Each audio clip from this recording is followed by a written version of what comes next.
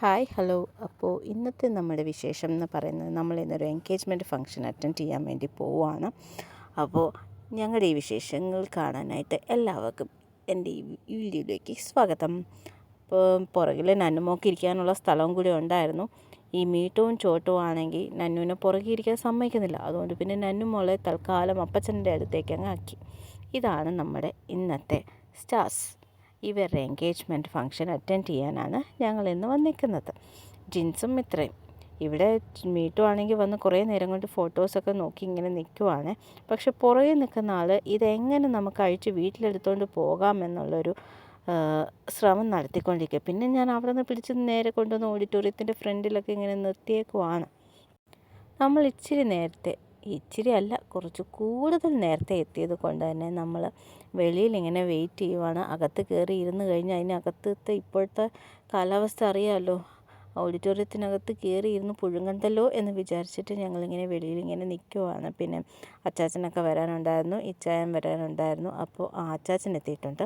അപ്പോൾ ഇനി അവരെയൊക്കെ വെയിറ്റ് ചെയ്ത് എല്ലാവരും കൂടി വന്നിട്ട് ഒരുമിച്ച് കയറാമെന്നൊക്കെ വിചാരിച്ച് ഇങ്ങനെ ഇരിക്കുമായിരുന്നു.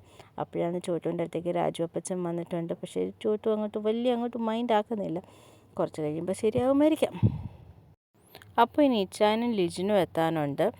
ഇച്ചായൻ കാറ് പാർക്ക് ചെയ്തിട്ട് വരാമെന്നും പറഞ്ഞ് പോയതാണ്. ഇതാണ് നമ്മുടെ പെൺകുട്ടിയുടെ പപ്പ. അങ്കിൾ എല്ലാവരെയും വെൽക്കം ചെയ്തുകൊണ്ടിരിക്കുകയാണ്. അത് നമ്മുടെ സ്ഥാനവും എത്തിയിട്ടുണ്ട്.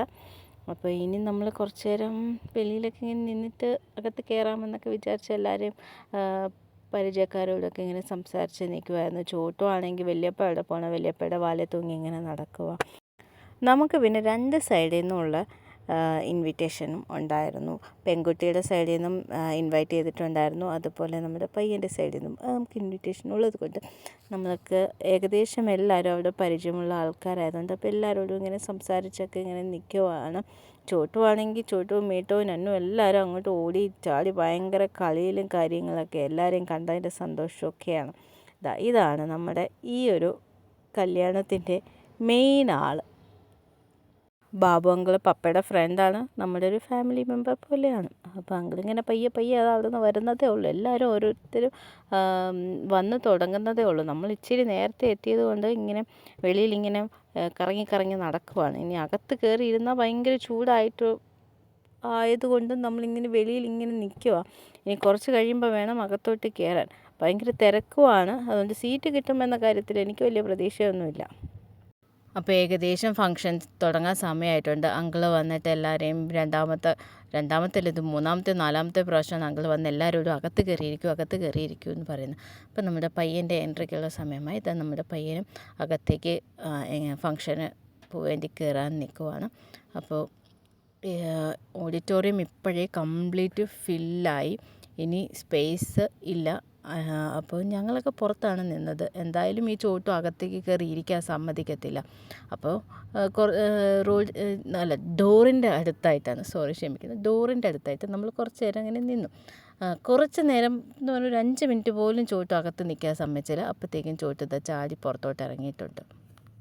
ചോട്ടും മീട്ടും പുറത്തിറങ്ങിയതിൻ്റെ പുറകെ നിന്ന് നന്നും പയ്യെ അവിടെ നിന്ന് എസ്കേപ്പ് അടിച്ച് പുറത്തേക്ക് ചാടിയിട്ടുണ്ട്. പിന്നെ ഇവരെവിടെ ഇരുന്ന് ഇവരുടെ കഥ പറച്ചിലും അവരുടെ കളിയും ഇതൊക്കെ തന്നെയായിരുന്നു. എന്തുവാണ് ഇതിന് മാത്രം സംസാരിക്കാനുള്ളതെന്നറിയില്ല. പക്ഷെ അവർ ഭയങ്കര കളിച്ച് ചിരിച്ച് അങ്ങനെ ഇരിക്കും. അതിൻ്റെ ഇടയിൽ ചോട്ട് എവിടുന്നോ ഒരു പൂച്ചേനെയും കണ്ടു.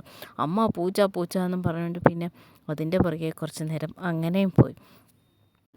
സമയം പോകുന്നില്ലെന്നേ.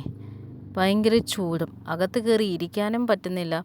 എന്നാൽ അതിന് ഒത്തിരി ആൾക്കാർ, ഓഡിറ്റോറിയത്തിൻ്റെ പുറത്തും ഇഷ്ടം പോലെ ആൾക്കാരായിരുന്നു, അകത്ത് നിറഞ്ഞ ആളായിരുന്നു. അങ്ങനെ ഇടയ്ക്കിടയ്ക്ക് നോക്കും അവിടെ എന്തായി എന്നൊക്കെ അവസ്ഥയൊക്കെ കണ്ട് പിന്നെ ഇപ്പോഴാണ് എല്ലാം തീരേണ്ട സമയമായി. അവരൊപ്പിടലും കാര്യങ്ങളൊക്കെ ആയിരുന്നു. അങ്ങനെ നമ്മുടെ ഫംഗ്ഷൻ ഏകദേശം വൈൻഡപ്പായി. ഇനി ഫുഡൊക്കെ കഴിച്ച് കഴിഞ്ഞു. നല്ല തിരക്കായിരുന്നു. അപ്പോൾ അതിൻ്റെ വീഡിയോസൊന്നും എടുത്തില്ല. ഫുഡൊക്കെ കഴിച്ച് കഴിഞ്ഞിട്ട് പിന്നെ നന്നും ചോട്ടും മീട്ടും ഒക്കെ ബാക്ക് ടു ഗ്രൗണ്ടിലേക്ക് വന്നിട്ടുണ്ട്. കളിക്കാനുള്ള പരിപാടിയിൽ ഏകദേശം ആൾക്കാരൊക്കെ പോയി തുടങ്ങി.